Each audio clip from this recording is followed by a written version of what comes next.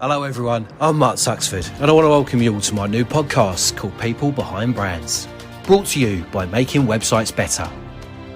Throughout the series, I'll be opening up my little black book of contacts where I'll be joined by an inspirational guest from the world of business, getting to the bottom of what made them so successful. In each episode, I'll be touching upon the highs and the lows that every professional has faced along the way. To never miss an episode, subscribe to our exclusive content now and follow us on our social media platforms. People Behind Brands. Life lessons from the world of business. Ladies and gentlemen, welcome to another episode of People Behind Brands. We've got someone here today who I've been trying to get on the show for many weeks. He's a perfect guest to showcase what the podcast is all about, life lessons from the world of business. This is a man, if you don't know, you'll get to know and admire as much as me with his honesty and heartwarming story behind the brand. A pioneer, a trailblazer for men's fashion. Let's get into the mind of this great man. Please welcome Mr. Simon Whitaker of Master Debonair. Simon, welcome along to the podcast. How are you today? I'm very good, Mark. Very good. Thanks for asking me to join you today. No problem. Thank you very much for joining us. So when I devised the idea of setting up the podcast, one of the first guests I wanted to get on here was Simon. I've never met him in person, but I've admired his presence on social media, from men's fashion through to his presence on social media. He has an incredible, heartwarming story behind his success, which I'm sure we'll come on to later in the episode. Simon is, of course, the face of his company, Master Debonair, a successful, unique men's fashion brand with stores in Chesterfield and East Bolton in his native Northeast. Simon is certainly one of my style inspirations. You can't miss him with his body art, impeccable dress sense, and well-kept beard. I'm hoping the camera's not on. I'm just literally back from a bike ride and a personal training session. So I'm a little bit red still because it's absolutely tipping it down in the Northeast at the minute. No, it looks good to me, mate. If you're a man who likes to look after himself, make sure you visit the website masterdebonair.com. Simon, take us back to where it all started, from your personal career story to setting up the award-winning Master Debonair as we know it today. Where did it all begin for you? We'll start. I'll not go too far back in my career. I'll give you some sort of little snippets because I have kind of moved around before I set up Master Debonair. I started life as an engineer when I left school. I didn't really like school. I think I encountered drinking beer early on in life and really wanted to leave. And so I started an apprenticeship as an engineer. So I worked in a steel foundry. And then after I finished that, I ended up going to university and doing an engineering degree and spent about 10 years in engineering. But I always knew I wanted to move into a management role, but didn't know what that actually looked like. And then I'd start working a lot with sales teams. So when I was 29, I'm 48 this month. When I was 29, I was promoted to managing a business within a business and really working with sales teams and managing sales teams and loved it. So I was working with design teams, production, and sales, and that's probably where kind of this is come from a little bit. I just like people. I don't believe I've ever sold anything in my life. I've just helped and advised, and that's really relevant to what we do at Master Debonair.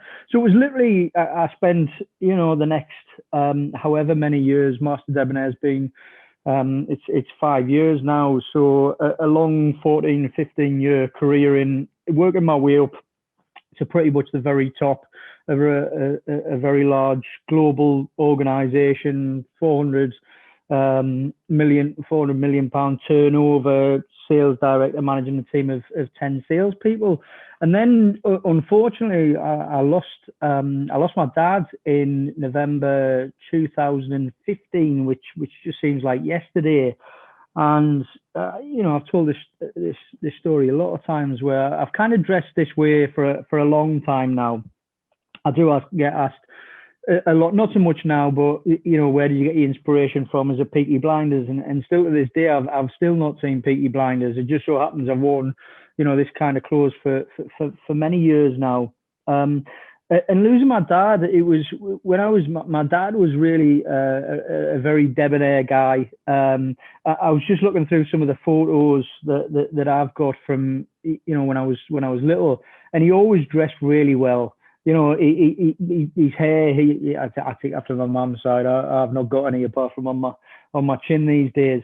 But he always dressed really well. He was an independent financial advisor. He'd go into the office on a weekend when he wasn't at work, and he'd still be wearing his blazer and his waistcoat, and he loved his fashion.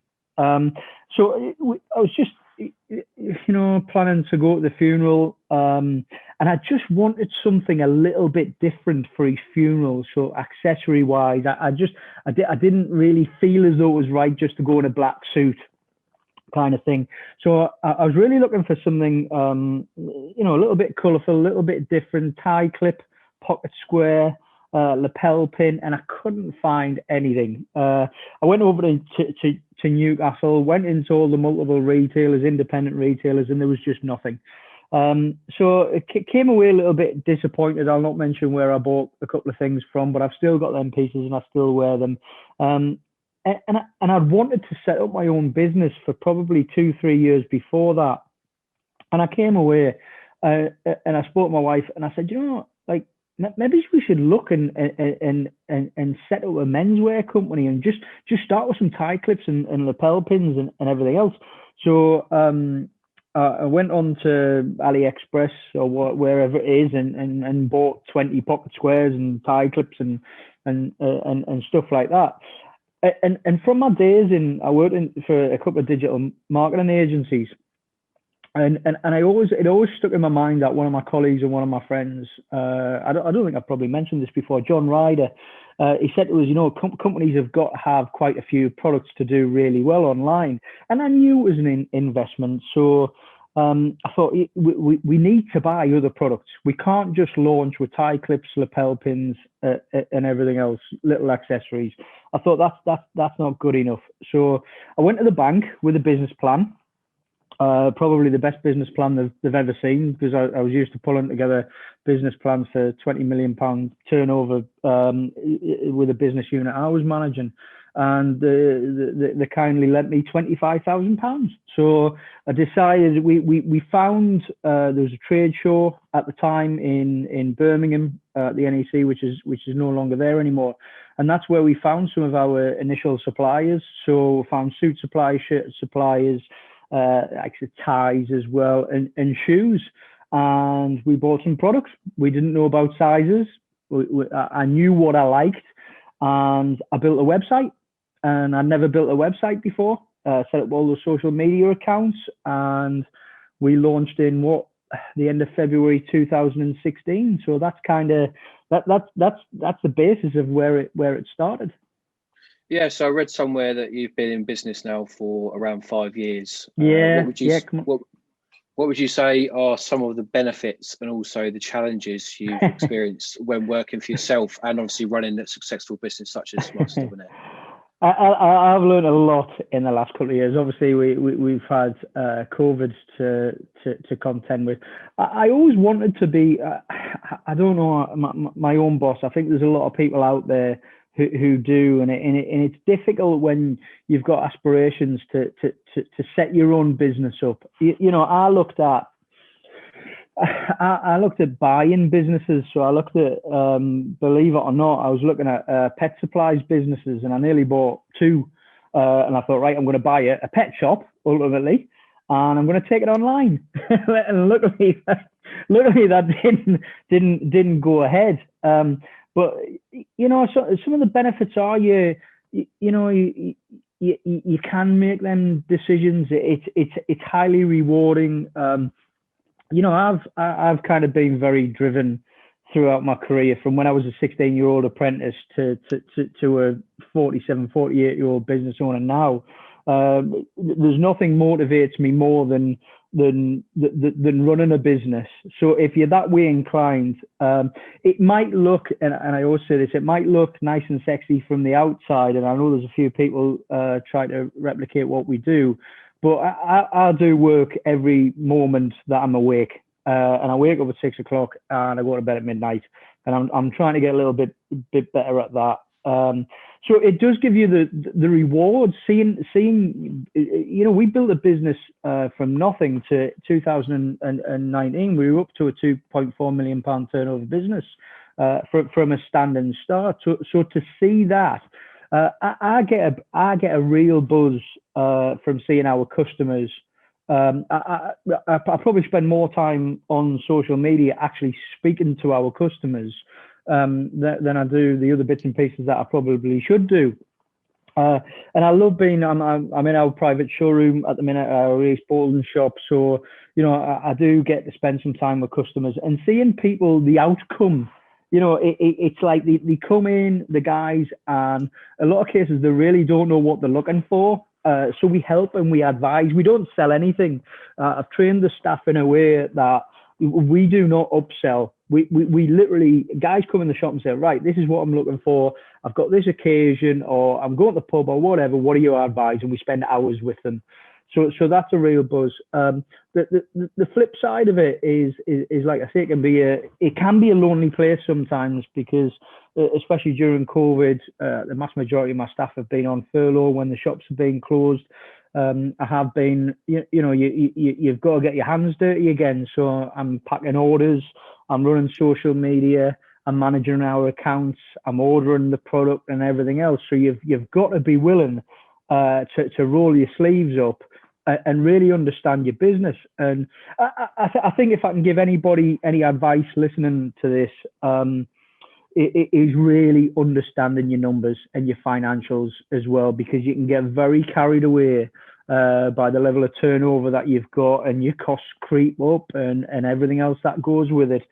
But hey, I wouldn't change it for the world. I've learned a lot in these 5 years. I've never run a business myself. I've been around all functions of business, but it's highly rewarding if you're a very driven person.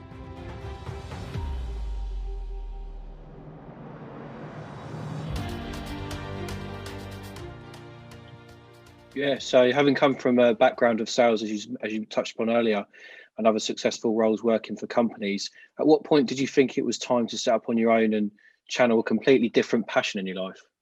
I like I say, it was probably I would say 2 or 3 years before I eventually set up Master Debonair. I knew I had something in me where, there was something, even like, I mean, I love coffee. Anybody who follows me on social media will see I have about 10 double espressos before I've even left the house on a morning. And I do love cake, but I'm trying to cut down on that because I'm training a lot for a couple of challenges I've set myself this year. But I could see myself every time I'd go into like a coffee shop or a shops or something. Bricks and mortar was always, that's my passion. Online, online's great because you get to engage with all our followers and some of our customers and everything else. But I love going to, I've been to hotels, lovely hotels where you go in and you've got the hot tub and you get that personal service. And I knew I wanted to do that. I knew, sort of 2 years, 3 years before we did this, and I didn't know what it was, but I knew I wanted to run something that had a shop of some kind. Yeah, so your passion for the industry, you just touched upon there as well, actually, has led you to set up on your own and do things your way. So you obviously had the best retailer of the year recently too. So talk to us about that particular achievement. Yeah, I mean, I'm blown away by a lot of things, to be honest. I find it quite difficult with any praise sometimes. I just think I'm doing what I'm doing, and it kind of. But we in the first year we won best new menswear company with the Drapers highly recognised award, which was a complete shock. And then 2 years later, we won best independent retailer. So it kind of that was and seeing who's won that before in the industry, I really respect a lot of retailers out there in the industry, independents as well, who've been around 10, 20 years as well. I'm really passionate about other retailers, even competitors of ours, doing really well. I love that in the industry. So to win that one in 2019 that was for best retailer, it's just fantastic, and that's for the team. That's not that's not a Simon Whitaker award. That's a Master Debonair award for the team who work absolutely tirelessly And we built up a smashing team over the last 5 years, and I couldn't have got through certainly the last 10, 11 months without them as well. So again, their philosophy, work ethic, and everything that goes with it, that's how we won that award. Yeah, so from the highs of that to the lows that have experienced the last year or so now. The pandemic has obviously made a massive impact on virtually every business out there. So how would you say that Master Debonair has overcome that particular? Well, I wouldn't say we've overcome that yet. I think what it's going to be is there's going to be a long recovery for most businesses. Any businesses who ultimately shut the doors for 12 months, and we have. I mean, our revenue is probably down 70%. We had a team of 32 people here in January, February 2020. We're down to 15, 16. Like any business of this side with multiple stores, with a warehouse, with offices, with marketing studios and everything else that goes with it, you've got to cut your costs. And if we carried our costs throughout this, we just wouldn't have survived. So literally, my job from sort of February, March time has literally been, getting our costs back in line with our level of turnover. And it was really only in December, because as you can imagine, businesses, have costs according to turnover. And so there's a lot to do. But you've got to do what you've got to do. We moved out of our warehouse that we've got. You can't be vain in times like this. You've literally got it. It's not about look what I've got, because that might not be there any longer. So we moved out of our big warehouse. We then, after the second lockdown, we moved out of our other office, and we've ultimately brought the staff that we've got left, our office staff. So that's including our tailors, our customer service team, and our warehouse, and they're all under one roof in East Bolton. And you just do what you've got to do. It's survival mode, and it has been literally. I don't think I've had too many days off in the last 12 months, but you've got to do that. Again, you've got to roll up your sleeves, and it's not nice letting people go. But hey, I'm highly confident that once we come out of lockdown, that things are going to get really back up and running again. I'm quite excited by it. Yeah, so from a customer point of view, I think, obviously you want the experience of trying on clothes and thinking, this will either suit me, or, you want the feel of it. So how do you overcome that, with it moving on to social media, just promoting all of your clothes? How do you sort of overcome that problem of people not trying on your clothes? I think it surprised me, to be honest, from day one, how many, if you look at where we started, ultimately, we were known as the suit shop. We have a very distinct look. If you want a plain suit, we have got plain suits, but not too many. We're probably not the place to come. We always said we were differentiated by detail, so everything that we bring in has to have some detail. I think because of the content that we produce on our social media channels, you really get to see. You get to see the fits. During lockdown, it's been a little bit different, because the guys who we would normally work with, mainly our friends rather than models, because we've really gone back to the basics of, because I know our customer well enough to know that they don't want to see a really polished model. They want to see, how they're going to look at it, because we're all different shapes and sizes, and we've always catered for like the small guys, and we go up to like a 72-inch chest now. Well, I've really worked hard in the last 12 months to cater for more guys. So the type of content that we produce on social media, does give guys a better feel for how it's going to fit and how it looks. And to be honest, we've got a phenomenal customer service team who again, it amazes me how many phone calls and emails and direct messages we get on social media from guys who ask questions. I mean, I hear so many stories. Marie, our customer service manager, I don't know how many stories she's got. There's a guy on a tractor one day who's putting an order in, given his sizes, you know, when he's on his tractor for a suit. And that's the way to do it. We're very reactive on social media. I can remember when we first set up our social media channels, a lot of people were saying, "Oh, I'm surprised you've actually replied to us because we never get a reply." And I'm like, you've got to reply. I mean, that's what I do all night. It tends to be me replying the posts and stuff like that. So I think it's helped with our style on social media and made it easier to shop online and not just in store.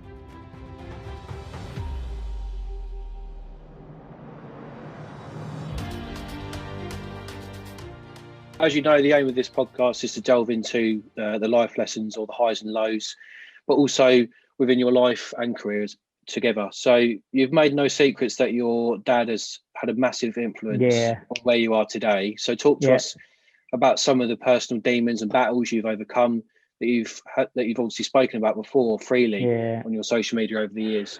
Yeah, I took the decision. I've actually been teetotal now for 16 months. You know, like a lot of guys, a lot of women, I'm a very social person. I definitely take after my dad in that sense. And I think because, you know, I've always liked to have fun and everything else. But I think when the business, you know, I look at the last couple of years, I posted something on social media the other day. I don't often post photographs of me in my boxer shorts, but I thought it was important to kind of show sort of the journey that I've been through in the last couple of years, because a couple of years ago I just ended up like really bloated, you know, my head not in the right space, quite angry, and that was really through alcohol. You know, just being out of control. I had a really bad fall in March, April time 2019, which resulted in a bloodbath outside of my house and me getting staples in the back of my head. So I was quite lucky to kind of still be here, and that didn't give me the kick up the backside that I really needed either. And it just came to a head in September 2019, where you know I was at the stage of losing everything, my family, business, and everything else that went with it, and I didn't particularly want to be here anymore. You know, I was probably seconds away from that, and I took the decision that you know, I was either going to keep going the way I was, or I was gonna change. And so the following day, I went up to Hamsley Forest, which is a beautiful place up in County Durham. I took my mountain bike up there. I downloaded a podcast on quitting alcohol. It's going to get a little bit biblical, this, but so I went into the forest and I came out of it, and I never touched another drink of alcohol. And it's the best. And anybody who knows me knows that I was a social animal, and I just love to be around people, and that hasn't stopped. You know, I do love to be around people, but the usual with me, now I've turned into a ridiculous alcohol-free being nerd. So like I think when you've got an addictive personality like that, and I've really taken time over the last 16 months to have a good look at myself and look at how I can improve myself for me, because I think like over the years I probably looked at myself and thought, how can I change myself for other people? And that's the wrong way to do it. And I've surrounded myself with good people, and I don't have too many people around me now that I actually don't want to spend time with. And I value a lot of relationships that I've got, and I've really tried to look after myself, and I want to be a better person for my team here. And for my family as well. You know, I openly, you know, I put my hands up. I've made mistakes in business, and I've made mistakes in my personal life. But you know, you can turn that round, and it's amazing how many people have come to me like afterwards on hearing the story of stopping drinking, and just contacted me and said how bad their situation is. And I've always said, if I can just help one person, and I try to give people my time, that's why I reply to people on on my social media accounts as well. I think it's good, somebody who you can resonate with and relate to. So yeah, there's been some real positive changes in the last 16 months. I honestly don't believe I would have got through the whole COVID thing and keeping March to Debonair going if I hadn't quit alcohol. So yeah. Yeah, so as you say there, you've successfully given up drinking and like to dabble in the non-alcoholic flavours. So how has giving up drinking helped you to change your life? And have you ever kind of been tempted to even have a drink? No, I can't believe it, if I'm being honest. I cannot, and there's a lot of people around me who can't either. Yeah, not once. This is where I started to test alcohol-free beers, and I was like, actually, these aren't too bad. You know, it's not like 20, 30 years ago with Barbican or whatever it was, Caliber. You know, there's some great beers out there, but very quickly, you know, I can remember, I started looking after myself again, fitness-wise. I've always trained to some degree. I've either played football, I've ran, I've cycled, I've done whatever. So one of the first things I did, I had a clean shave actually, which I regretted deeply because I looked about 10-year-old and I didn't quite like it. I actually prefer looking about 109-year-old, believe it or not. Even though my mum always says, "Oh, you look much better with it without your beard." Hey, I'm comfortable in my own skin and beard. But it was like it was like a light, I could see the clarity. It was just there's a book, another audio book that I listened to as well, because I was really struggling with my purpose in life. So I listened to Oprah Winfrey. I think it's The Path Made Clear or something like that. And that was another great audio book. And I thought, I know what my purpose is now.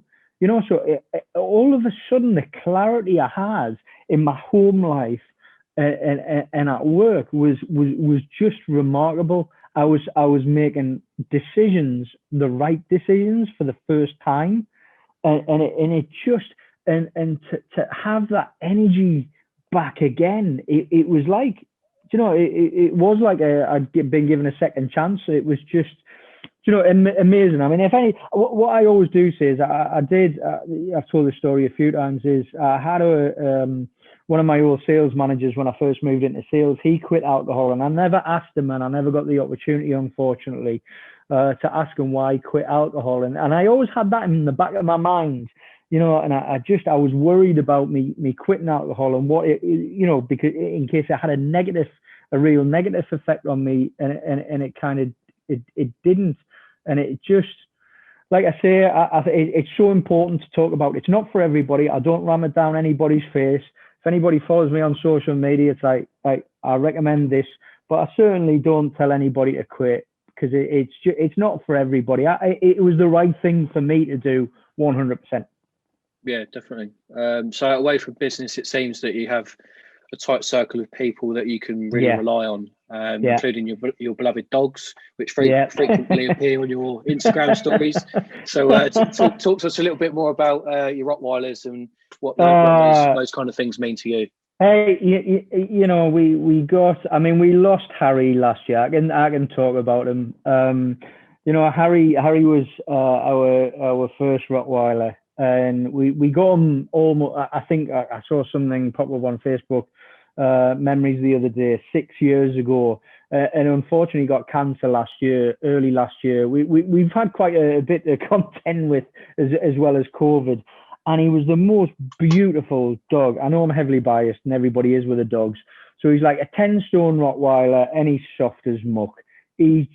Everybody loves Harry. I mean, to the point now, I got Harry tattooed on my neck before he dies.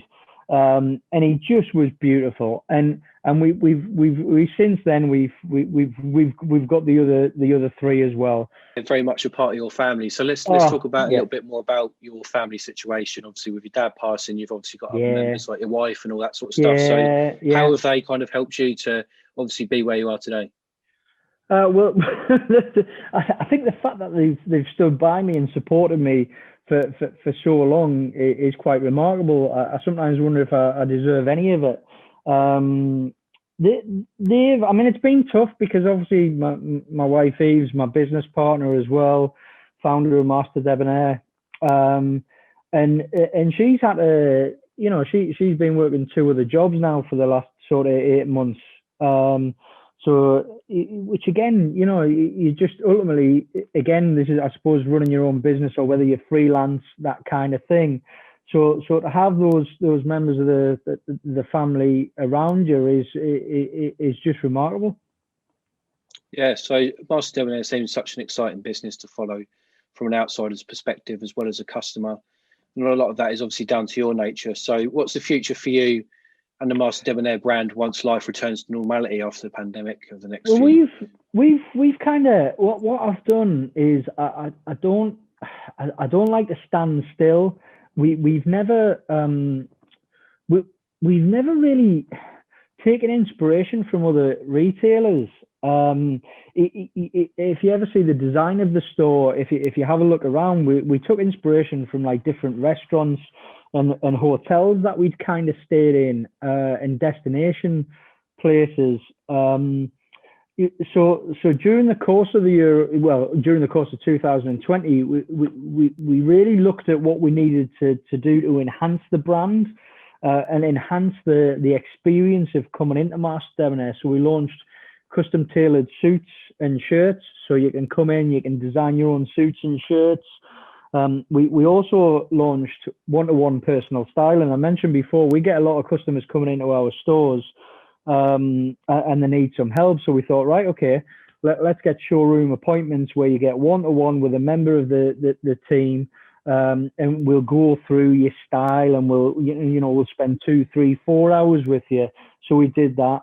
I'm looking over at the minute. We brought a portal in, a Facebook portal. So if we needed to have socially distanced remote appointments for weddings, we could do that as well. We moved our Chesterfield shop. We'd not long moved into Chesterfield. We had that November 2019, and then obviously COVID hit, but we took the opportunity to move to another shop in Chesterfield. So it's very similar to the one in East Borden, which is our original flagship store. And we've expanded that on the 3 floors and launched casual wear in there as well. When we came out of the last lockdown, we launched our lifestyle room in East Borden. So you mentioned beard oils, so we launched the likes of beard oils. We launched coffee from Time Mouth Coffee, who are a wonderful Northeast brand of coffee, where they roast the beans. We launched some non-alcoholic beers down there. And we also launched a small furniture collection as well. So we took what was our clearance sale room, and we converted that. So there's a lovely, beautiful tweed couch in there. And again, one thing that I really wanted to do last year was work in collaborations with a lot of Northeast businesses or a lot of businesses based around Chesterfield. So that's what we've done in terms of the furniture. It's a collaboration with Fire & Co, who are based in South Shields. I'm also looking at, again, people think I'm mad for even considering looking at other shops at the minute, because I know the press is all about everybody's going online, obviously with the recent demise of Topshop and Topman being sold off.